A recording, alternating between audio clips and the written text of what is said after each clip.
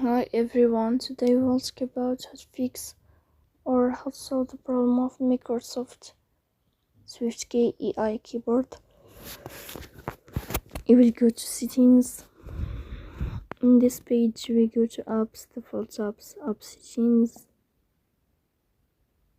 On above you will search about Microsoft SwiftKey AI keyboard. In this page of app info you will click on first stop and you will click OK. Here you will enter to the window of storage.